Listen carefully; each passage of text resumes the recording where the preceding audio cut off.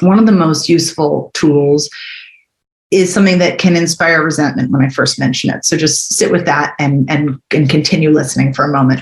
But there's a huge amount of data to suggest that women get listened to a lot better when they blend two separate things together.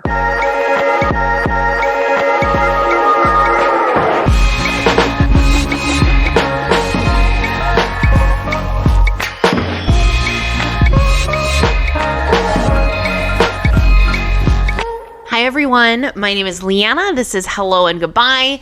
If you've been listening for a long time, this might feel a little weird. Jared is just taking a break for the week. He will be back next week. We have a really funny episode for you guys. So what's amazing about today, though, is we have one of my favorite interviews that I've ever done with Samara Bay. She is a dialect coach for TV and film, a communication coach for politicians. She also works with entrepreneurs. She's a feminist, and we have a really great conversation about how to get what you want using your voice within dating as well, and relationships and work. So I can't wait for you guys to hear it. Just a couple quick things before we get into it. Please make sure to follow us on Apple Podcasts. You can rate and review, follow on Spotify, rate on Spotify. You can follow us on social media at Hello and Goodbye Podcast, at _Leanna Joan, at The Real Jared Rodriguez. We have a Patreon, patreon.com/Hello and Goodbye Podcast, where you can pledge for just $3 a month. There's bonus content, including an extra, I think, 12 minutes of what didn't make it onto last week's episode, which is a really interesting conversation. You also get a 15% off discount code for merch when you become a Patreon. I also want to talk really quickly about our two amazing sponsors. V-Fresh is a women-owned company that empowers women to take back their vaginal health. They have products like V-Cleanse, which is a boric acid suppository that helps balance your pH. I use that weekly. I also use the V Gentle, which is a wash, and I actually use it on my face, which is wild, but I swear it helps. It's really helped my hormone acne. And they have other amazing products. You can go to vfresh.com and use code HELLO2022 at checkout. So veefresh.com. Use code HELLO2022 to get 10% off your first order. I'm about to order in bulk because I need more of the V-Cleanse and the V-Gentle. So I would recommend that you also order in bulk, since it's a one-time code, because you're gonna love the product. The other sponsor we have is BetterHelp. BetterHelp is customized online therapy. You can do video chat, you can do a phone chat, you can even do live chat sessions. It's more affordable than in-person therapy, and Jared and I are huge advocates for therapy. It's such an important tool that we have to help with our mental health. So if you want 10% off your first month of therapy with BetterHelp, you're going to go to betterhelp.com/hellogoodbye, betterhelp.com/hellogoodbye, and get 10% off your first month. And all of these links are going to be in the show notes as well. So if you don't remember it, you can look at the show notes to find it. Okay, so you guys are getting full updates on what is happening in our lives on next week's episode. So make sure to tune into that. Okay, I want to address the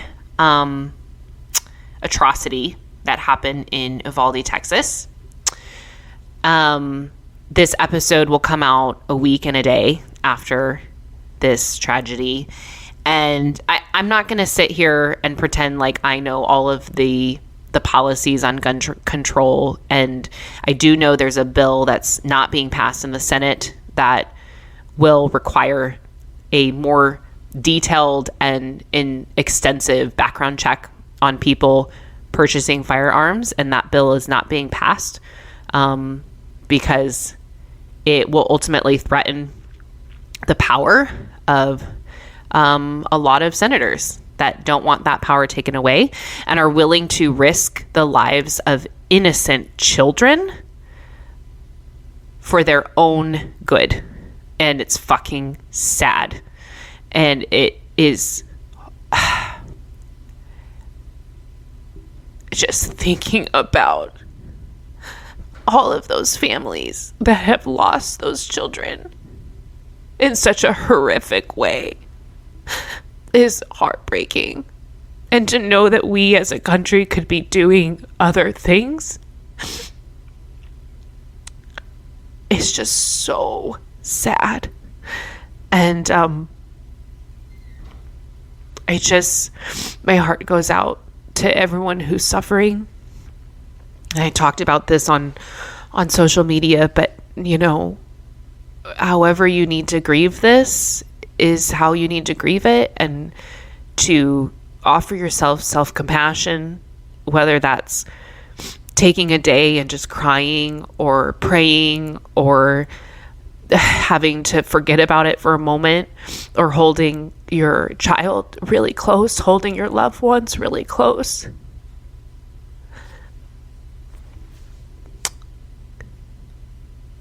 And I just hope that change can happen, and there are ways, things that we can do, and we have to keep fighting. We cannot just sit idle to this. I've contacted both of the senators in my district and written emails about ways that we can push these senators to pass this bill. You can do that as well. You can go to senate.gov, find your senator, ask how can we end this? How can we as a community come together to fucking stop this?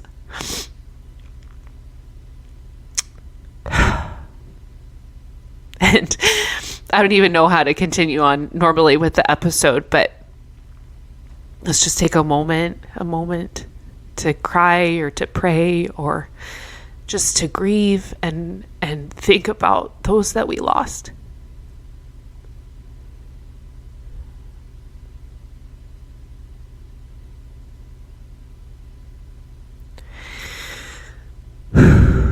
Okay. Take as long as you need to, if you need to pause the episode or come back later. This really is one of my favorite interviews we've had on this show, and I hope that you will find this to be empowering. And because I know I did. I felt really inspired by the end. So let's go ahead and get into it. I will see you at the end. Enjoy. I am so excited for our next guest. She is in her words, dialect coach for TV and film and speech, and communication coach for politicians, entrepreneurs, and for anybody who's interested in using their voice to get what they want. You are also a huge advocate for women, and I'm so happy to have you on the show. Thank you, Samara Bay, for being here. My pleasure. Thank you so much for having me. I have so many questions for you, but I want the listeners to get to know you a little bit more. So whatever you feel comfortable sharing of your story and how you got here. Yeah. Well, hi, everybody. I'm glad to be here. I have this really cool career in Hollywood where I coach actors on accents. So that means movie stars with foreign accents who need to sound American or Canadian actors who need to sound very regional specific for a role. It's a really cool job. And around 2018, for totally obvious political reasons having to do with where the country was at that point and the upcoming midterms, I was really interested in activism and specifically in trying to use my skill set to help the cause. And MoveOn.org found me. And among a few other coaches that they were kind of collecting, and asked if I'd be interested in helping women who are running for office for the first time. It was basically exclusively women, which was just MoveOn's, that was what was happening in 2018. There's a whole bunch of first-time female candidates for office. And you know what? When you are a woman and you decide, fuck it, I'm going to run for office, you're usually doing it because you have amazing drive, fire, ideals, but not necessarily public speaking experience. Mm-hmm. And, any woman who has been in a position where they have to sort of scale up their life, get on a big stage, whatever, shit comes up. And some of that stuff that comes up is like, I don't want to tell my story because it's boring, or I'm taking up too much space, or I'm promoting myself and it feels icky. I'm just here for you, not for me. These little inner demons come up, and I'm very interested in that. And I started working with women that year, and it turned into a completely, I was going to say different career, but honestly, like kind of a calling. And although I still dialect coach, this has really taken over my life, and it resulted in a podcast and in a book that's now coming out in 8 months with Crown, which is a division of Penguin Random House. And, what I realized is that a number of things, but one of the things I realized is that the more I worked with women, and honestly, people for whom English is their second language, immigrants, people who have, as linguists would say, accents that are marked for class or race, right? These really loaded phrases to mean that when we talk non-standard, and who makes up the standards, people judge us as maybe not deserving of power. And those people can also be us. We can also be judging us. And this stuff runs deep. And I realized, especially because I'm sort of a pop linguist too, like I've always been interested in linguistics and the intersection of linguistics and society. Questions arise around like, what are those biases? What are those standards? Why do we listen to certain people and we go, I believe them, I trust them. We listen to other people and we go, they have to earn it, or I can dismiss them, or they clearly don't sound quote unquote educated, right? There are so many biases laden in there, and we're pretty much all guilty of it according to linguists, and it's sort of liberating to just know that. Among all the internalized biases we've all picked up, and that us good folks in 2022 America are trying to examine and check and get better at. One of them that no one talks about, and so it became kind of my thing, is voice bias. So now I just sort of stand here at the intersection of voice and power, waving a flag and saying, come join me in the revolution. I love this. And by the way, I'm going to flex for you, but one of your actor clients is Gal Gadot. Is it Gadot or Gadot? It's Gal Gadot, but if you're Israeli like her, it's Gal Gadot. Gal Gadot. Yeah. But yes, Gal Gadot. In fact, this is a thank you card from her right there. Oh my gosh, I can't. I'm fangirling. I love Wonder Woman. It was like one of the only, was it Marvel or DC comic? DC. Okay. I'm not really into those types of movies, but I was in the theater 3 times. For Wonder Woman. Yeah, I've had some really incredible clients. And I have to say, this is not about Gal specifically, but the more women in power, in that kind of power that I have worked with, even in straight up in the performance realm, the more I have been interested in power. Because I will say this anonymous story about somebody that is not Gal truly, but I worked with another famous actress who only signed on to a project because, or not only signed on, but she only agreed to sign on under the condition that a woman at a certain point would take a pass at this script because it had a lot of dick jokes, let's be honest. And they said yes. She signed on. She requested. It sort of weirdly never happened. She requested a second time. It weirdly sort of never happened. And then we were working together and I was like, so what's the deal? These jokes are still not totally working. And she said, I did 2 asks. If I do one more, I'm going to be difficult. Wow. And I'm like, there's more you learn from working with movie stars than the work itself. There's a whole lot about how to navigate power, even when you seemingly from the outside have all of it. Yeah. So yeah, I was so excited to sell this book. It happened at the top of the pandemic, literally March of 2020. And it ended up being a 13-way bidding war. And we were like 2 weeks in to COVID. And I was like, who cares about women's voices? Like, let me just take a second to mourn the loss of this project. And then the publishers came out.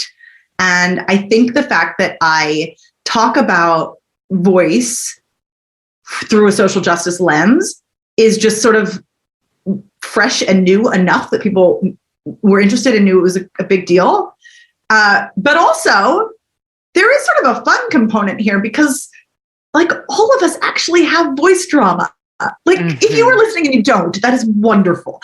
But from the clients I've had and the workshops I've done in corporate context, in political context, in women's empowerment, like conference spaces, in the startup world, and among high schoolers, the same stuff comes up. And one of the things that I offer is this idea of your voice story. So I just made up this term to sort of capture the spirit of like how each of us has an interesting relationship to our own voice. Some might say it's sort of a toxic relationship to our own voice. Most of us have, from what my experience, have little inner, messaging along the lines of, I use like too much. Somebody once told me that my voice is annoying and I don't believe them, but like I kind of do. I have a lot of trouble getting heard in a work context, and I'm pretty sure it's them and I'm pretty sure it's patriarchy, but like, again, what if it's me? A billion variations of this. And I've collected these stories from, people who their parents were immigrants, but they sounded American growing up. And so there's like weird shame and cultural, confusion around that. Or they grew up in a household where yelling was not allowed. So now if they raise their voice, they feel really uncomfortable. Or they were the youngest child of 5, or the English teacher in high school said, is a direct quote, "Are you trying to sound stupid on purpose?" And now she's in her 30s and she's like, every time I open my mouth, I wonder if that's what people are thinking. And I don't know how to change it because no one ever offered me a solution or a suggestion, merely a response to how I apparently present.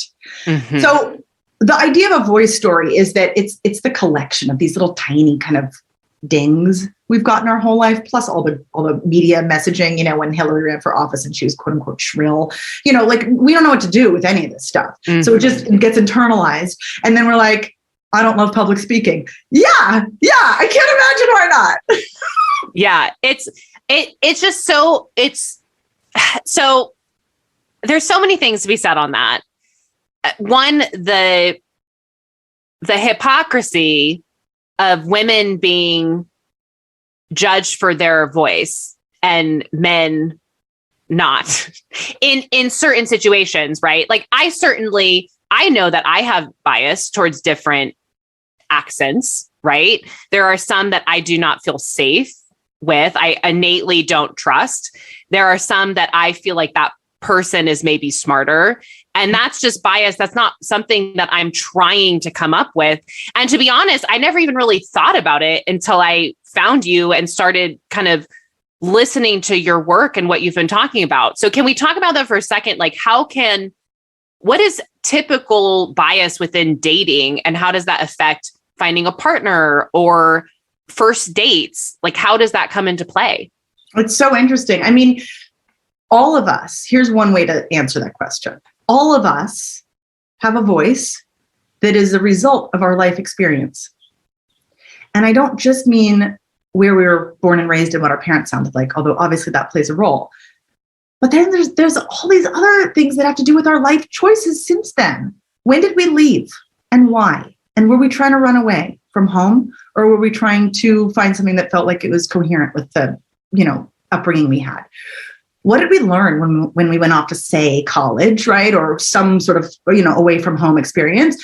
What did we learn about like what being taken seriously sounds like? And how did we maybe adjust in order to be taken seriously? What did we learn about what flirting works on us and what flirting doesn't work on us? And we got called a, whatever, fill in the blank. What did we learn about what makes people laugh and find us charming? Because linguists will say, and it's one of my favorite things about linguistics, nobody has picked up any habits that didn't mean something to them. We've picked up every habit we have for a reason. And that means if we say like a lot, it's because probably our friends do. And we are mirroring the people we love. Right. Or when you say like, you sound a little less aggressive or assertive, which some people can't tell the difference between. And it helps to get what we want. You know, I mean, often I'm curious about, well, what does it take to get what we want in certain circumstances? I mean, like there's a lot of common wisdom, quote unquote, that the more direct we are, the better. But I don't think that most people who aren't rich, straight white men would agree with that. Right. We can certainly experiment with it. And I hope we live in a world where we can be direct when we want to be. But we've all, according to linguists, found ways to be non-direct in order to actually get what we want, to actually get heard, to actually be unintimidating enough to be, considered charming and thus have our, somewhat difficult conversation actually be understood and appreciated, whatever. So when we think about our voices this way, we realize that we really are the result of every aspect of our life, not just where we grew up, but every single choice and every single thing that wasn't our choice since then and what we did to accommodate. And so if we end up in a first date situation with somebody who doesn't sound like us, I like to use the phrase generous ears.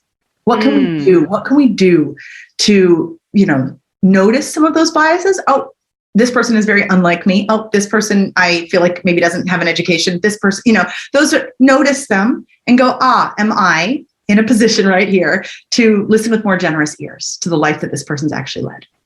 If I want to, because the alternative is date somebody just like you. Right. Yeah. But, I think / hope that we are, you and me and those of us who are listening in are living in actively encouraging a world with more diversity. And that doesn't just mean skin color. It also means life experience, and that will be reflected in your voice. Right. Yeah, I think, and I really like that term generous ears, because I think that can go even further to like generous, like hearts, right? Of like not judging someone right away, even from a first date. I know I've counted so many people off within 2 minutes of meeting. And sometimes it's just my gut, and I listen to my gut, and my gut was right. This is such a good point, right? Because like what's gut and what's bias? Yes. There's no right. I am not the person to say, here's the answer. But I am the person to say, be really curious about that. Because if it's your gut and your gut is saying this person doesn't make me feel safe, or this person reminds me way too much of my bad habit of who I tend to date. Okay, take a breath. Listen to that. Honor that like your time is valuable. You don't need to waste it learning the same fucking lesson all over again. Right. But take a second also in that process. This is where the curiosity part comes in, and say, is it something that is my gut saying I need some distance? Or is it just my habit saying this is me? I heard you say in one of your conversations, I think it was actually on a different podcast, but you were saying that when women feel unsafe, our pitch goes higher. And when men feel unsafe, their pitch goes lower. Yeah. And it's interesting I have bias even thinking of men feeling unsafe. you know? I think actually, I think that an easier word to use is uncomfortable. Sure. It isn't necessarily about physical safety, but certainly uncomfortable as in, I could be vulnerable. Right. Oh, fuck. Oh, vulnerability alert. Someone could be seeing me for real. Yeah. For any of us, regardless of gender. And then, again, if you don't fit this, wonderful. And obviously this gendered stuff, it feels very binary, and we are trying to live in a much less binary world now. But it is interesting to notice that a lot of this linguistic stuff does fall under gender lines because it's the world we live in. So if we're being, curious about this stuff, it is an interesting place to observe ourselves as well. When women are uncomfortable I'll just say that. To be super clean, when women are uncomfortable, we tend to go up in pitch. And then we end up sounding really nice. And I call it our Starbucks voice because it's also our customer service voice, which isn't about discomfort, but it is about like, is there anything I can do for you? Because I don't have any needs of my own. So don't worry, I'm not going to be in any way high maintenance. And then men stereotypically do the opposite. Also, similarly kind of monotone. Like I didn't do a whole lot of up and down once I was up there. It was just this like, I'm just right here and then this is where I'm going to be. So men will do the same thing, going down, pressing on their vocal cords and getting a lower than their usual sound, but also staying a bit monotone. And then you end up with this classic like bro posture of like, oh no, dude, totally. No, everything's good. No, totally. I'm totally cool. No, like, don't worry. Right. Yeah. Yeah. I can like imagine so many situations that has happened. Right. And then, you know, I mean, I have come over the years of working with people to call that superhero voice. It's got like a little Batman quality. Like, oh, no, I'm good. Everything's good. Yeah. So then we have this like horrible dichotomy where women go to Starbucks voice and like customer service and men go to superhero. Nothing phases me. But like, if we think about the culture we live in, yeah, that's a safe spot to go. Mm-hmm. Both of those. Really safe haven. Yeah. It makes me think of, and I know I'm going to say 99% of the women listening to this will relate to this, but so many times including today, like in terms of like my life right now, the amount of times that I fake laugh, fake smile, say something nice back, don't respond to innuendo just to make sure that I can leave the situation without being harassed, without being called a bitch, without any problems is unreal. Like it's absolutely fucking disgusting. And something that I've been working on is being more direct, because I was taught, you know, women were taught not to be. We're taught to be nice and to cater to men. And it's interesting in that, actually, okay, before I move on, I want you to speak on that first. Like what are, when I say that, like, what are your thoughts that come to mind with just that? It's just something we deal with all the time. I have a lot of thoughts, and I am also, as a coach, a super realist. So I'm an idealist. I'm always heading toward us. I mean, to the extent people would like to follow me or walk with me, I'm heading us towards a better future in my mind. But also, I think it's very irresponsible as a coach to say, ignore the signs, just be authentic, right? So what you're pointing out is that there are rooms where we get to practice and rooms where we don't. Yeah. And we get to acknowledge the privilege or the power that we have in certain spaces. And perhaps, if we have some, spend it. So by that, I mean, if we are in a space where we are in a power position, if we have proven ourselves, if we are not worried about getting fired or getting harassed or getting hurt, what can we do? We are putting ourselves in a leadership position if we think about it that way. Mm-hmm. What can we do to model? What can we do for that 16-year-old who is maybe not in the room, but like needs us to do that now? And I even extend that to, like, if you are in a work or a conference or a social space and there's a question and answer period and you raise your hand to ask a question, you can think of that as leadership. In that moment, when all the eyes are on you, how do you want the future of leadership to sound? If you want it to sound like you, if you want it to sound unabashedly female, not lowering your voice to try to sound masculine, if you want it to sound unabashedly like someone who uses like or who swears, right? You may have noticed I have decided to embrace both of those things. And I'm at the beginning stages of a 8-month lead up to my book coming out, which one might call a, campaign. And it is important to me that I show up as me in these spaces, partly because it's modeling, partly because it's more joyful. Yeah. The problem with public speaking coaching, and I'm using that phrase really broadly to mean any way that any of us have ever been told, here's how to show up in a big moment. In corporate context, it's often called executive presence coaching. The problem with all of that is that it is almost always taught in a manner where they're basically saying, Keep your voice low if it's too high. Keep it steady if it tends to wave up and down and show emotional range. Talk at 70% your regular pace, so be really measured. Those rules are just based on like what power has traditionally sounded like for thousands of years since like ancient Greece, which is also masculine and in most of the Western world, straight and white and rich. Yeah. And nothing against any single individual who fits any of those criteria. But I will say that when I hear people, I'm just going to say it, when I hear people like our former Vice President, Mike Pence, if you remember that amazing VP debate with him and Kamala when the fly landed on his head. Oh, yeah. Oh, that was like one of my favorite debates ever. Right. It's so I think of him all the time as the example of like the perversion of that standard that we're all told to match. Whether we're told literally or we're just picking up the messages. Right. He is a prime example of somebody who fits every one of those, like check mark. Voice is low, no emotional range, steady, doesn't say doesn't have vocal fry. Great. Did you trust him? No. I didn't. And even if he was a good guy, right, I wouldn't trust him because that does not engender trust. When we don't know, I mean, you can hear me right now. This is me being very naturally and organically pissed. And this voice is what happens when I allow myself to be emotionally invested in what I'm saying. And it also engenders trust. Mm-hmm. So I don't know what your question was, but there's my answer. No.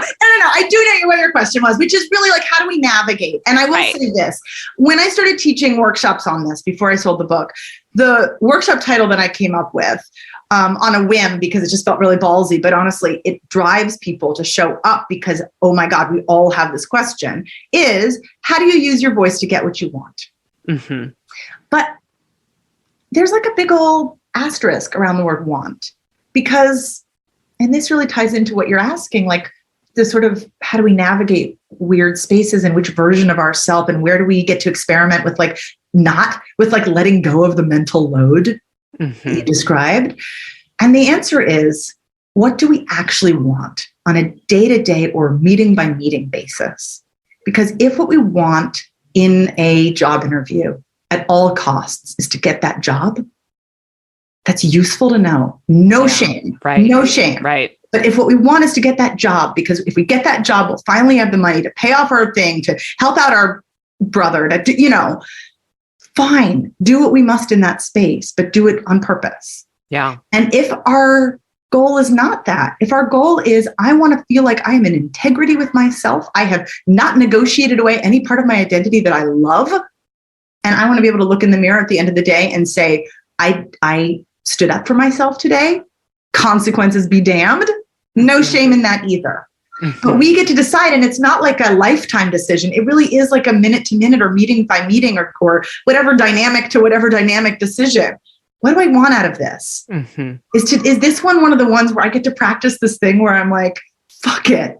I'm not gonna hide. I'm gonna show up as real me. Mm-hmm. And especially if we're in a situation where we do have some privilege to spend, then like, cool. Let's just push the boundary and it'll be a little braver on this meeting and see how it goes and pick up some data and do something with it. Right. Or this date, I talk a lot about work context, but obviously this is also partly it's the first half that we were talking about generous ears, but the other half is also like which version of us is showing up? Is it somebody that is actually fall in love with the bowl? Right. By which I really mean honest. It's interesting. I wanted to give you like a specific example. I'm sure you know all of these things, but I personally went through something. And then the reason I bring this up is because I had a friend who's kind of newly back into dating who had this experience, and she shared it with me.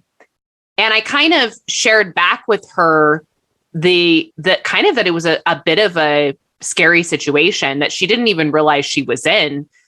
But it was a situation where the guy wasn't really listening to her and kept asking for more time. Well, just let's do, this, just make out for 5 more minutes, or like, I just don't want to go yet. Like, just do, And I've been in that situation too, where like I was ready to go, but the guy had to bring me home. And he kept being like, come on, just do 5 more minutes. And I was in a situation where like, I'm like, okay, I can either tell him to F off and call an Uber. And what if that doesn't go well? There's no one around. Or I can just make out with him for 5 more minutes, appease him, get in the car, which I did. And then I drove home and took a deep breath. And my friend was fine. And, you know, I kind of talked with her and she realized the next day, like it didn't sit well, but it fucking pisses me off that men do not understand the power they have over us, that they think that they're hearing us and that they are like, no means no, and all of this shit, but that this goes on and that we as women have to even make the choice of, well, what do we want out of this? And sometimes what we want out of it is simply to just feel safe. Yeah. Just literally stay alive. Yeah. Yeah.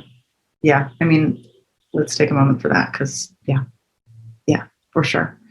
I mean, there's two like ways to go with this. One has nothing to do with my, expertise, but just as a friend, just in terms of making sure that we can set up situations where we have some sort of an escape route, or vet them enough by the time that we're in private with them, but from the standpoint of my actual, speech expertise, I will say that one of the most useful tools is something that can inspire resentment when I first mention it. So just sit with that and continue listening for a moment. But there's a huge amount of data to suggest that women get listened to a lot better when they blend 2 separate things together. So one is strength and the other is warmth. And if you want to think of these as dials, they're 2 separate dials. They're not opposites, 2 totally separate dials. And the strength dial, we can come across as really strong or really incompetent or weak, or I don't know what I'm talking about, this sort of thing. And the warmth dial is from cold, where you're really closed off, to warm, where you're really bringing in I'm taking care of you energy.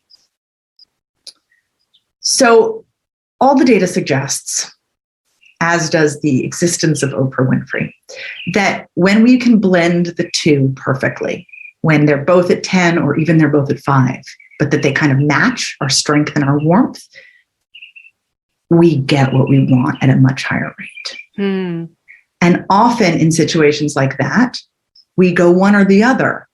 No shame, no victim blaming here. But it is interesting if we are noticing our own patterns as I talk about this, to sort of think, well, what would it take to shift those dials a little bit in that situation for my safety's sake?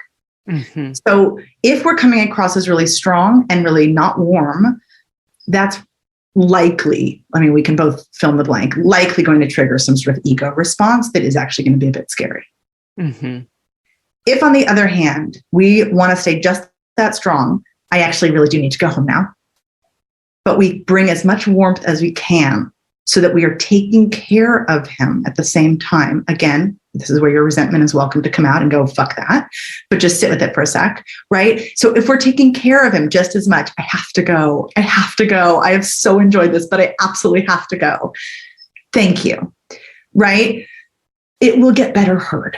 And this has been talked about for eons with women in power in terms of smile more. But I think that that's really misses the point. The real point is, what capacity do we have inside of us to love on somebody, to take care of somebody? And in this case, it's somebody who doesn't fucking deserve it. Yeah. And so we get to go home and primal scream to our friends, which is what you did, right? You and your friend, and go, this sucks. But this is obviously, ideally, only reserved for these absolutely shitty situations that we hope are not that frequent. But if what we're talking about, if what we want, quote unquote, in this scenario is to get out safe, dial up your warmth, dial up your warmth. And don't worry about that strength. Dial up that strength too. I'm not saying dial down the strength. Right. And, sleep with them. I am saying ask for what you want, but also do it in this way. It's, by the way, this is the same thing that works for interrupting people. Oh, I actually still have a little bit more to say. For those of you who are just listening, I just did a big old smile. It's not because I thought to myself, smile more. It's because I thought to myself, take care of them. Oh, you accidentally interrupted, but actually I just have a little bit more to say. Right. Strength and warmth. That is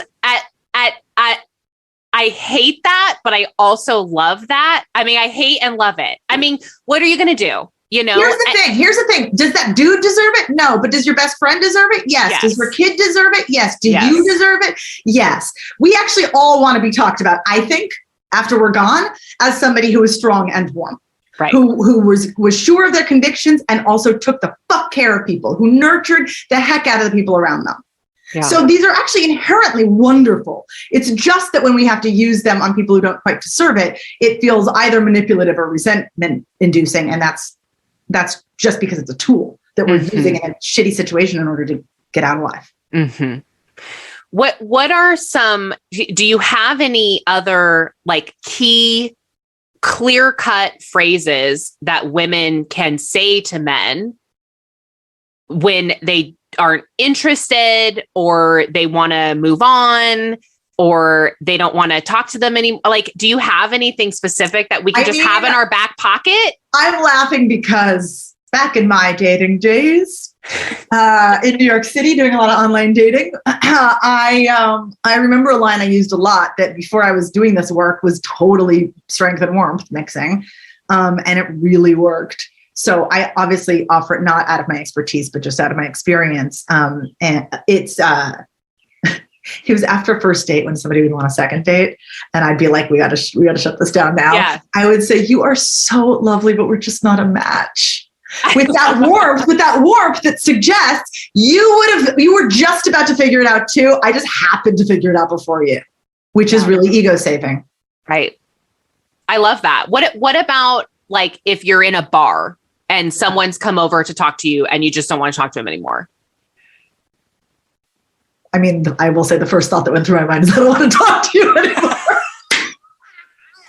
Look, if you are with friends in a public space, you might as well just decide that means I'm in a power position. Sometimes we accidentally regress to some version of ourselves that felt like, she doesn't have power. But what if we do? What if we were actually the boss in that situation and a lowly assistant came up and started chatting us up? Mm-hmm. I'm not available right now. I'm not free to talk. Yeah.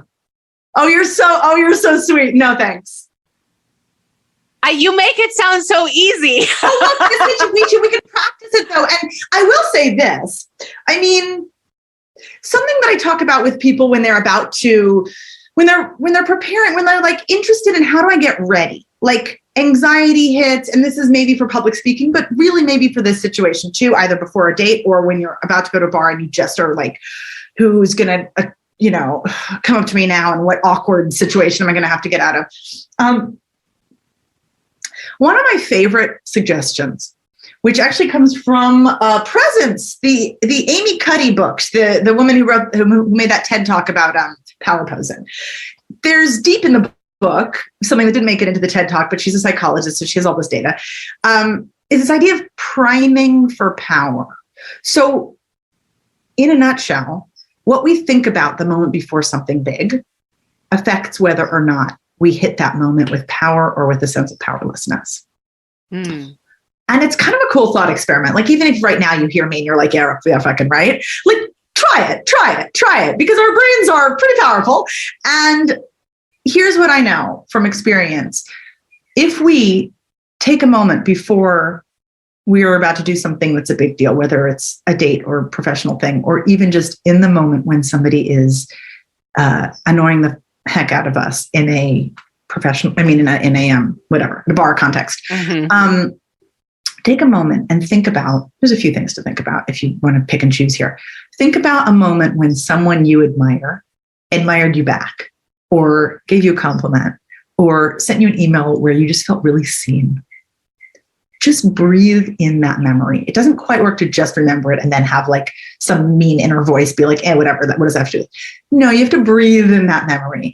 Like, oh, God, that was so great. Right? And like, let your body glow a little, let yourself glow a little bit with whatever that memory invokes. Another version of this is just to think about somebody who absolutely loves you. And when they look at you, they shine that love on you, and just close your eyes and remember them looking at you and just breathe that in. But get yourself to a point where you remember yourself. Mm-hmm. You know, you remember yourself at your greatest in someone else's eyes. If you are in a not nice to yourself moment, in someone else's eyes, where they just valued the F out of you. And you're like, okay, thank you for remembering me. And then see what happens in that next exchange. Because if you come from that place, you really will discover a version of yourself that's like, I'm good, thanks. I'm cool. Yeah. I have my friends back there. I'm not interested in this right now. Thanks. Yeah. Which is just a different place to come from than when you are priming yourself for powerlessness. I'm uncomfortable here. I don't think I look cute tonight. All men suck. Whatever, like fill in the blank thing. Some people call this victim mode, right? It's not necessarily a fair way to talk about it, but if we notice that we're kind of sliding into victim mode, what can we think about to prime ourselves for power, to prime ourselves for the permission to say something real and kind, but no. Mm-hmm. Yeah, it is very powerful. I want to read a quote that you said. So you said, no one has ever pointed out to these men their male privilege and that they were kind of a buzzkill, or that you were kind of a buzzkill for not being able to take a joke. I don't think I read that correctly. Wait, I don't think I ever said that. Where did I say that? You said that on an interview with, I'll have to look it up, but it was two women. It was on the podcast. Don't tell what your mom won't tell you. Oh yeah. Oh my God. That was like 2 years ago. Oh, fantastic. Yeah. Okay. Yeah. Tell me what I said again. Okay. Let me read it. Okay. Let me read it again. Let me grab my bearings. Okay. So no one has ever pointed out to these men their male privilege. So what you were speaking on is you were talking about a work situation where I think it was some kind of actress you were working with felt uncomfortable and she felt like she couldn't speak up, and you spoke up and you were on set and you said something that threw the men off, that were kind of like, it set a boundary and they're like, what the fuck? Like, and so what you were saying is no one has ever pointed out to these men their male privilege, and that you become a buzzkill. So this is their response to you, is that you're a buzzkill for like not being able to take a joke. And I think that plays into all of this, of even with like approaching a woman in a bar. Like I was approached recently by a guy who was like very interested, and he asked me on a date and I just turned to him. I said, I'm just not interested. And then he went into like this sob story of how I was the first girl he had asked on a date and I just rejected him and whatever. So then it's kind of the same thing. It's like, it's the emotional labor, because they're not told that they don't get whatever they want because they have male privilege. I mean, 100%. There's not even anything to add. It's like, yeah. And I mean, I know some lovely men. So, not to be a male apologist, but I'm just saying it is possible to start to notice these habits in yourself, for any men who are listening, right? And go, ooh. Or I could treat a woman like she's a whole human being. Imagine. But I think that quote, I remember now, I remember that I was talking about, and I'm going to try to be vague here, just to be really discreet, because, dialect. Okay. But I will say, I remember now, I was on a set. And when you're on set, a lot of the crew is just blue collar workers, 80% men, who are not in any kind of, consciousness raising circles. And what I meant about the male privilege in that case specifically is like, no one is telling them to evolve. They don't know. They don't know. They don't know if they're in 2022. They don't know. Right. Oops. And then they have someone like me in the space. And if they're talking shit about my actors who I'm coaching, and if the shit is actually going to affect the actors, because it is, I don't know, whatever, because like word spreads. They need to, someone, me, is going to encourage them to a consciousness raising circle. Right. And mention that some of their habits are bad and outdated. Right. Yeah. And I think this isn't like a men bashing episode. I don't feel like I think I used to be men bashing. And I think that's quite honestly why I was surprised at that quote, because it's not the kind of language I normally use. But I do remember, I'm literally envisioning the three guys that I was referring to now that you gave me the context. And they were sweet. 2 out of 3 were dads. Literally nice dudes. But underneath the surface is some biases no one told them to examine. Yeah. And then I was next to them because the department that they have and that I am, blah, blah, blah, blah, blah, we would hang out near each other to listen for the takes. And so we got to know each other, and we like shared pictures of our kids. And then it was like, oh, well, now I'm complicit if I don't speak up. So Right. And I think that's just the thing, is it's like, as a man, like, we're not trying to tell you you're a shit human being, but can you hear us? Can you hear what we go through as women? And can you empathize or empathize? Is that a word? Yeah. Okay. Empathize or empathize. Yeah. Yeah. Absolutely. Can you empathize with us? Well, and also, as 2 white ladies, there is definitely some work that all of us are doing. And so we're also just saying, 100. Hey, are you interested in a self-improvement journey like we're all on? Because we are all taking the gamble that we can change, and that the painfulness of change is super worth it. It feels great. It's a good pain. It's the pain of self-improvement. Want to join? And if they've never been invited in, feels crazy. Right. And I love that you just pointed that out, just to keep us in check too. I mean, as a white woman, I have a lot of privilege, and I need to keep that in mind. And I think like I have more privilege than my gay friends who are dealing with a ton of shit too. I mean, we're all dealing with things, and we need to check ourselves to make sure that we're aware too. And I just wish that men could just see it more and understand more. And the whole hashtag not all men movement drives me insane. It's just like, duh. Of course it's not all men. Just like, if you're saying not all men, you're part of the problem. Yep. I know.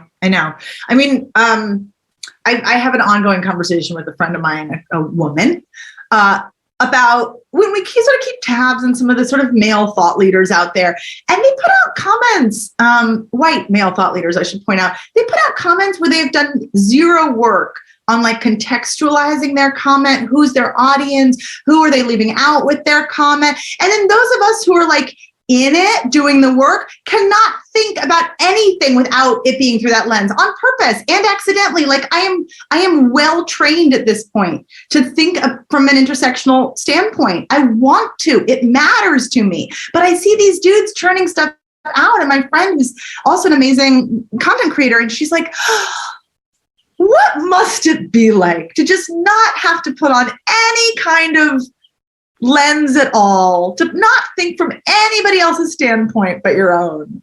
Like, wow. Yeah. So all we're really asking is like, think about what other people's experience might be, and B, decide that thinking about is worth your time. Right. Yeah. I want to transition. I know we're running short on time. If we could talk a little bit about you said you work with entrepreneurs, and do you work with regular people too? Like, and I guess as entrepreneurs, or if you do coach people that aren't necessarily in the acting business or political side of things, what are some basic tips that how we can use our voice to get what we want. I know we've kind of talked about it in different fashions, but I think it just comes to play in so many different areas of our life. I'll tell you, there's one major thing, and yes is the answer. I mean, I work with non-actors pretty exclusively right now, and my book is for non-actors. I mean, if you're an actor, lovely, welcome. I also have a background, no shame, but no, I mean, my work over the last few years really has been with people at all levels of the business world and the political world. And really, I mean, whereas I have some colleagues and friends who are speaker coaches and who help people who want to be professional speakers, I help people who don't necessarily want to be professional speakers, but who are eyeing power in a new way and pissed. I mean, that's like the perfect combo of people who find me. And that could be, I'm 22 and right out of college, and I want a better path towards power than I see the older generation having. Or it can be somebody who's in her 50s, who's about to theoretically retire from the C-suite level of some fancy corporate, environment, but is like sapped of energy and doesn't know what to do in the second half of her life.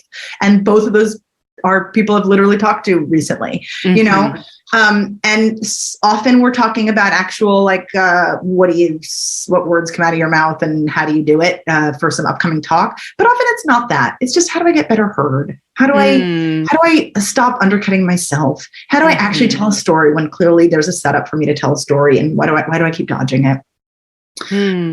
So what I'll offer for you gorgeous listeners out there is two related ideas. One is that I think at the heart of a lot of this is a little suggestion I like to drop, that the public was not built for us.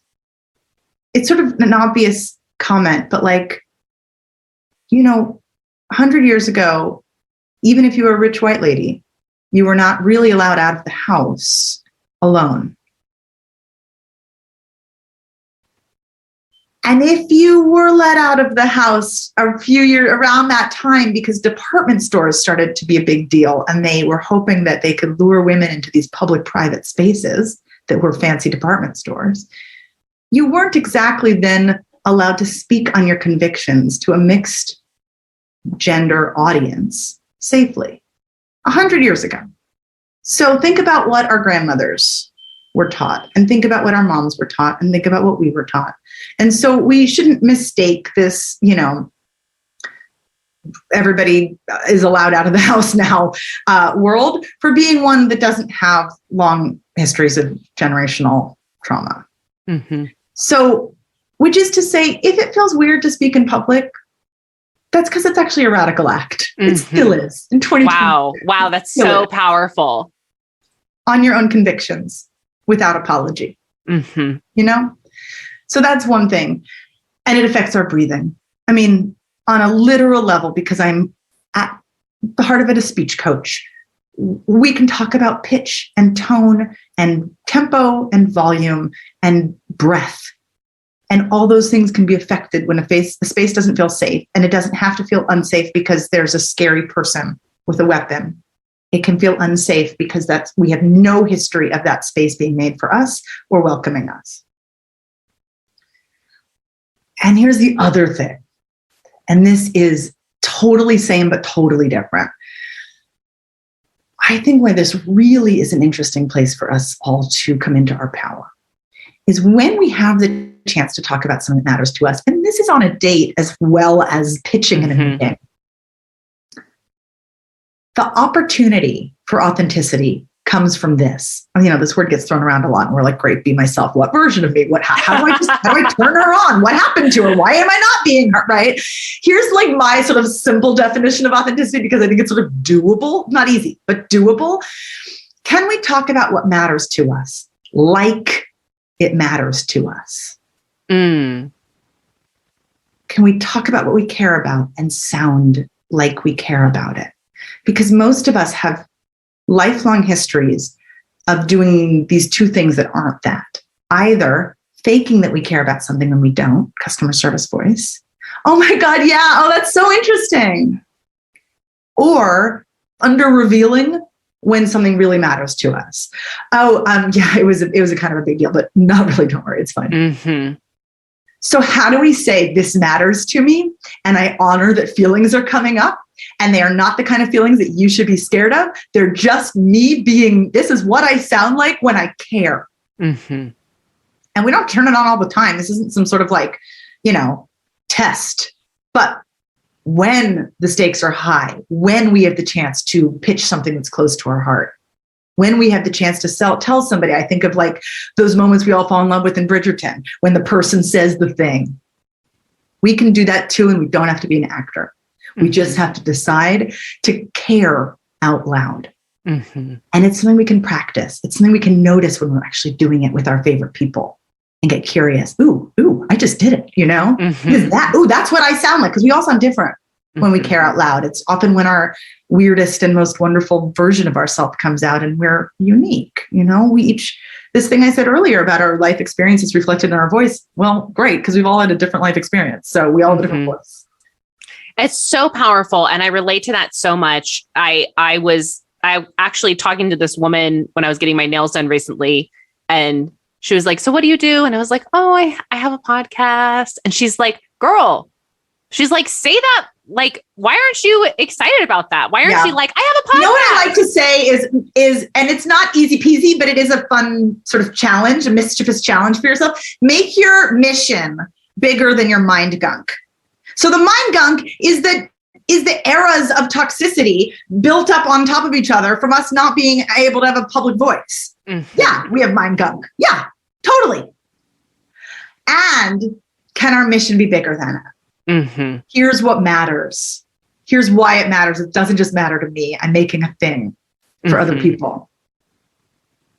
Yeah. Again, not easy, but like easier than we sometimes think, and super worth it to try. Because the other thing is that when we do that, that is what makes us trustworthy. That is what makes people fall in love with us, not just those characters in Bridgerton. Mm-hmm. I have 2 more quick questions. Are you okay on time? I don't know. Let's see. Okay. One is, I was recently told how many dead words I use in my podcast, like filler words. And I was given an exact number, and it was a high number, and it was kind of given to me in a way that, and maybe I misinterpret it, but it was kind of given to me in a way that's like, maybe your podcast isn't doing better because of this. Does that matter? And do you think that there is bias there? Here's what I think. When we are talking about what matters to us, like it matters to us, when we have decided, when we've primed ourselves for power, when we've decided we're allowed to talk about what matters to us, like it matters to us, we tend, all of us, to use less ums and uhs and likes. Mm. The ums and uhs and likes are not independent on their own bad. And demonizing them, I think, is a huge, easy, low-hanging fruit target that is dumb and revealing of bias, yes. And what we can take from it is, it's probably a sign, if we're overusing them, whatever. I mean, I hate judging anybody on any of this stuff. But if we are interested in, whatever, experimenting with using less, rather than thinking, stop doing these things, or thinking, I sound like an idiot if I do these, useless, mean to our poor little nervous systems, much more useful to think, what are the people who love me? How do they look at me? How do I breathe them in? My book is called Permission to Speak, because the permission side of it is just, it's what matters. Mm-hmm. It affects the speaking more than directly trying to speak, quote unquote, better. Mm-hmm. Yeah. Yeah, I think that's really powerful. And I resonate with that. And I'm actually glad I got the feedback, because it is making me more aware of it. And kind of like you said, like, what do I want? What is my vision? But yeah, thank you for that. I really appreciate it. And also just to clarify for anybody listening, a lot of the habits, a lot of what the linguists will call feminine markers, where we hedge, where we add in filler words, a lot of that stuff we have picked up because they work really well conversationally. Mm-hmm. When we're in group conversations and we want to make it clear, everybody's welcome to jump in on the conversation. Mm-hmm. Amanda Montell's book, Word Slut, is super great for bringing together a lot of this, like modern pop linguistics, lessons that kind of make us feel like we're not the problem. I highly recommend it. But the thing is, the takeaway for me is that when we are the person on the stage, or metaphorically in the spotlight, we are not in a conversation anymore.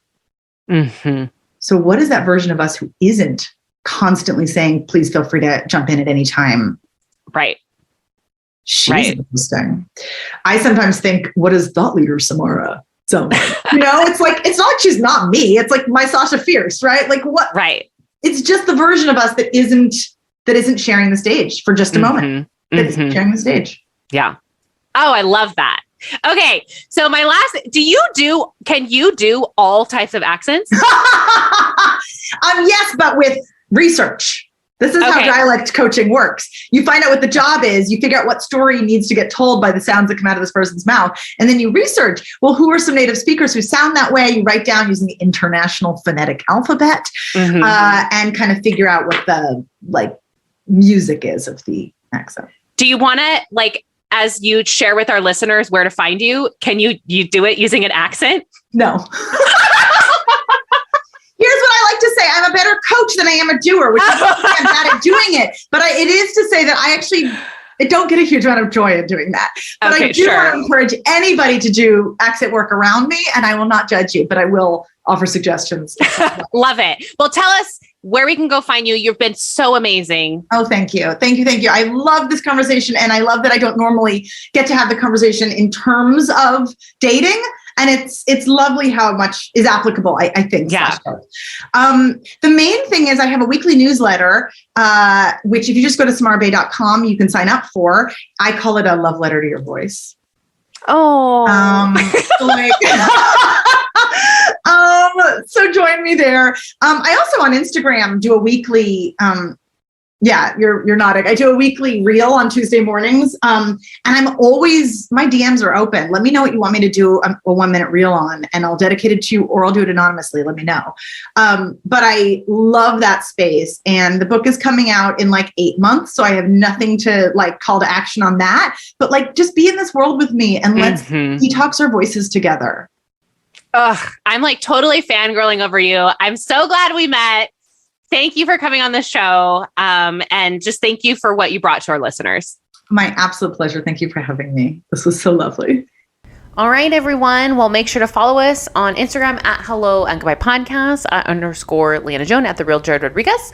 You can head to our website, www.helloandgoodbyepodcast.com, to find all of the things, our Patreon link, our sponsor links, our YouTube channel, our merch, which is super cute. So head over there, and Jared and I will see you next time. Bye.